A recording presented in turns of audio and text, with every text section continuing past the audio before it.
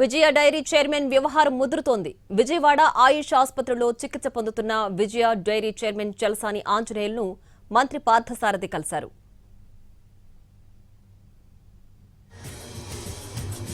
అయితే అధిష్టానం హెచ్చరించిన చలసాని ఆంజనేయులు మూడోసారి విజయ డైరీ చైర్మన్ గా ఏకగ్రీవంగా ఎన్నిక కావడం గొడవకు దారితీసింది.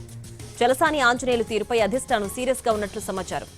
చైర్మన్ పదవికి రాజీనామా చేయాలని మంత్రులు సారథి, కొల్లు రవీంద్ర స్వయంగా చలసాని కలిసి ఒత్తిడి తెచ్చినట్టు తెలుస్తోంది. ఈ క్రమంలో చలసాని అస్వస్థకు గురై ఆసుపత్రిలో చికిత్స పొందుతున్నారు. మరోవైపు చలసానిని త్వరగా డిశ్చార్జ్ చేయాలని ఆసుపత్రి యాజమాన్యానికి ఫోన్ కాల్స్ వస్తున్నట్లు టాక్ వినిపిస్తోంది. ఆసుపత్రి నుంచి డిశ్చార్జ్ అయిన వెంటనే చైర్మన్ పదవికి రాజీనామా చేయించే దిశగా పార్టీ అధిష్టానం కసరత్తు చేస్తున్నట్లు రాజకీయ వర్గాల్లో జోరుగా డిస్కషన్ సాగుతోంది. అయితే విజయ డైరీ వ్యవహారంలో చలసాని ఆంజనేయులు, గన్నవరం ఎమ్మెల్యే యార్లగడ్డ వెంకట్రావు మధ్య విభేదాలు ఉన్నాయనే ప్రచారం కొనసాగుతోంది.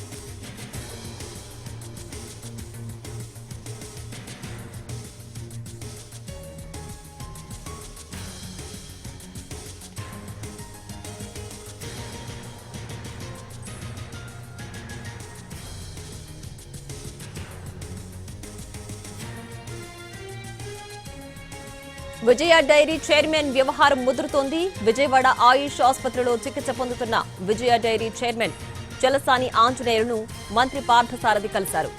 అయితే అధిష్టానం హెచ్చరించిన చలసాని ఆంజనేయులు మూడోసారి విజయ డైరీ చైర్మన్ గా ఏకగ్రీవంగా ఎన్నిక కావడం గొడవకు దారితీసింది.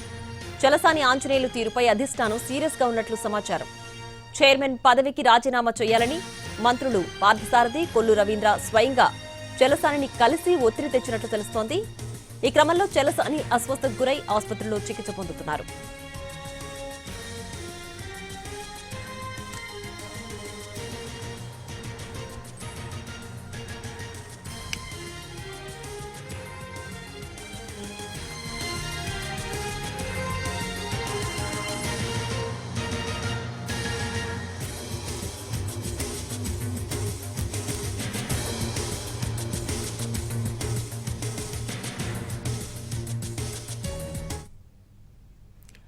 ఇక ఈ అంశానికి సంబంధించి పూర్తి డీటెయిల్స్ మా ప్రతినిధి శ్రీకాంత్ లైవ్ లో అందించడానికి సిద్ధంగా ఉన్నారు. శ్రీకాంత్, ప్రస్తుతం చలసాని పరిస్థితి ఏ విధంగా ఉంది, ఏంటి పూర్తి డీటెయిల్స్?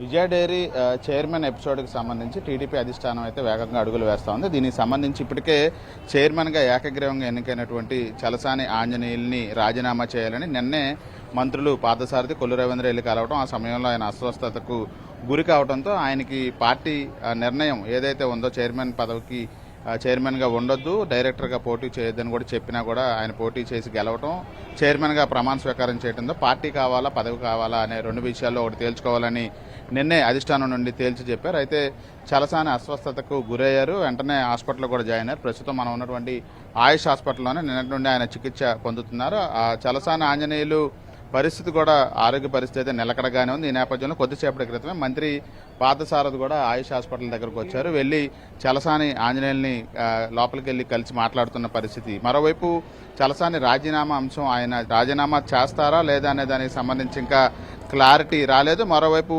10 మంది డైరెక్టర్లు ఎవరైతే ఉన్నారో ఆ 10 మంది డైరెక్టర్లు కూడా ప్రస్తుతం కొల్లు రవీంద్ర నివాసానికి వెళ్లారు.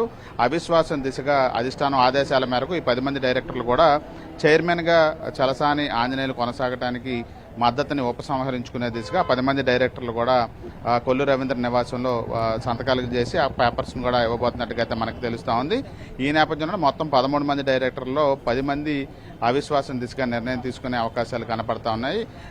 అధిష్టానం చెప్పినట్టుగా చలసాని రాజీనామా చేస్తే ఆయన పదవి నుంచి పక్కన పెట్టాలని అధిష్టానం ఆలోచిస్తూ ఉంది. లేకపోతే కనుక డైరెక్టర్లు ఇచ్చే అవిశ్వాస తీర్మాన లేఖల ఆధారంగా ఆయన చైర్మన్గా పక్కన పెట్టడానికైతే ప్రస్తుతం టీడీపీ అధిష్టానం ఒకవైపున ఇక్కడ చలసాని దగ్గర సారథి, మరో పక్కన 10 మంది డైరెక్టర్లు కొల్లు రవీంద్ర అవిశ్వాస తీర్మానానికి సంబంధించి సంతకాల సేకరణ చేస్తున్న నేపథ్యంలో ఖచ్చితంగా ఈ ఎపిసోడ్ ఏదైతే ఉందో చలసాని ఆంజనేయులు విజయ డైరీ చైర్మన్గా కొనసాగకూడదన్న అధిష్టానం నిర్ణయం అమలు చేయడానికి అటు మంత్రులు అయితే పనిచేస్తున్నట్టుగా మనకి స్పష్టంగా తెలుస్తా ఉంది.